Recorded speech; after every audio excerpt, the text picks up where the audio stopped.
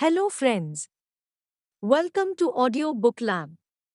We will be talking about the book Attitude, as everything change your attitude to change your life written by Jeff Keller, who is a motivational speaker and coach. The road to a happier, more successful life starts with your attitude and our attitude. As under our control in this book, Jeff Keller shows us how to take control and unleash our hidden potential through three powerful steps: think, speak, and act. This book is going to help, all, no matter how positive or negative you are right now. If you are you can use these concepts to develop and maintain a positive attitude and achieve incredible breakthroughs in life. And if you already a positive person, you can use these principles to soar to even greater heights of success and fulfillment. If you are new to our channel, consider subscribing English Book Club now and press the bell icon, because this is the destination to learning, growth, and success. And if, like the video, please share it with everyone. This video can help a lot of people changing their lives. So let's get started. Chapter number 1: Success begins in the mind. Jeff Keller was professional lawyer, but later on decided to be a motivational speaker. Jeff paid the price of giving up the money, prestige, and security of his legal career because he wasn't practicing law for 10 years.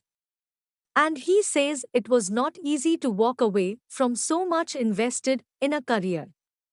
But he always follows the quote of Jackson Brown Jr.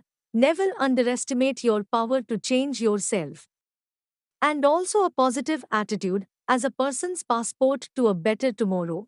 Our attitude as our window to the world, because we all start out in life with a good attitude or clean mental window. Children are always laughing and giggling. They love to explore new things.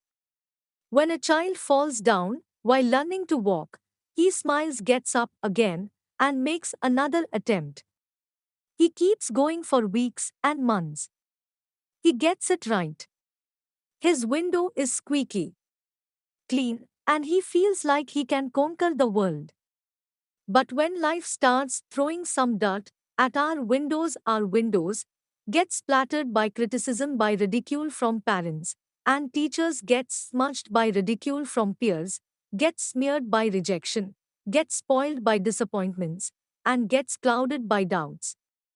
We can learn how to clean off the window. We need to improve our attitude so we could see the world clearly again. After we remove the grime from our window, a whole new world opens up for us. We will have more confidence. It is our job to keep our window clean. People can encourage us, but in the end, nobody can do it for us. We always have a choice. We can leave the filth on the window and look at life through a smeared glass, or we can clean the window and see the brighter and sunnier life. Al Nightingale, the great success writer, broadcaster, and speaker, identified the success in just 6 words, which are: we become what we think about. The idea of that we become what we think about has also been expressed as the law of dominant thought. The key word here is dominant. You can't expect positive results when you spend 10 seconds a day thinking positively, and the remaining 16 waking hours dwelling on negative outcomes. A little positive thinking does not produce positive results, just like a little bit of a diet does not work. The same is true with exercise. You can't do a few minutes of exercise once a week and expect to be physically fit. Look at positive thinking. Same way. Change your thinking. There is exciting news. We can change our thinking for good results. Too often, what we say is critical and self limiting. Perhaps we find ourselves thinking, I can't do this, or I always mess things up. These thoughts work against us. Instead, we must repeat to self, I can and I will accomplish my goal. Here are some more action steps to help us become more positive and get the desired results. Step number 1: every day, read some positive, uplifting literature. Find 15 to 30 minutes in the morning to do this. And it is also a good idea to do some reading right before bed. Step number 2: every day, listen to motivational audio programs. We can listen to them while commuting at home or during work hours. The key is repetition.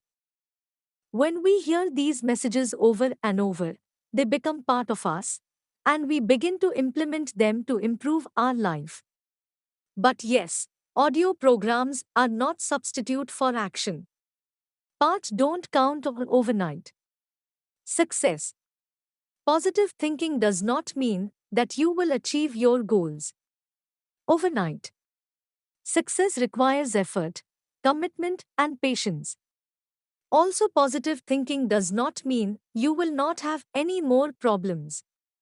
But if continue to believe in ourselves, take action and persist, we will overcome those obstacles. Everything we achieve in our life flows from our thoughts and beliefs. Picture your way to success. We must first clearly see a thing in your mind before you can do it. Visualization is something we have used since childhood to create the circumstances of your own life. Visualization is often described as movies of the mind, inner pictures or images. We all store pictures in our mind about the type of relationships we deserve, the degree of success we attain at work, the extent of our leadership ability, the amount of money we will earn and accumulate, and so on. Write a check to you. There is one technique we can use to accelerate our success. We can create visual aids to move forward what we want. You can write a check right now and post date it 3 or 5 years from now with the amount that you want to earn for services rendered. Make sure to look at that check at least once a day and believe that you are moving that goal. Make a commitment and you will move mountains. Commitment is the essence of the ultimate success. According to the author, the key to getting what you want is the willingness to do whatever it takes to accomplish your objective. And whatever it takes does not mean a legal and ethical or which harm other people. Willingness to do means mental attitude.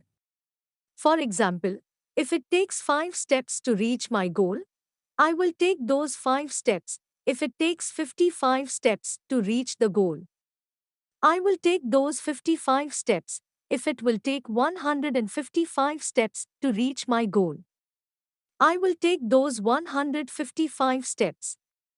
Doors will open. When you have the willingness to do whatever it takes, the right steps are often suddenly revealed to you. You will meet people you never could have planned to meet. Doors will unexpectedly open for you. It might seem like luck or good fortune is smiling on you. In truth, you will have created these positive events by making a commitment and thus instructing your look for them. Chapter number 2. Watch your words. Your words blaze a trail.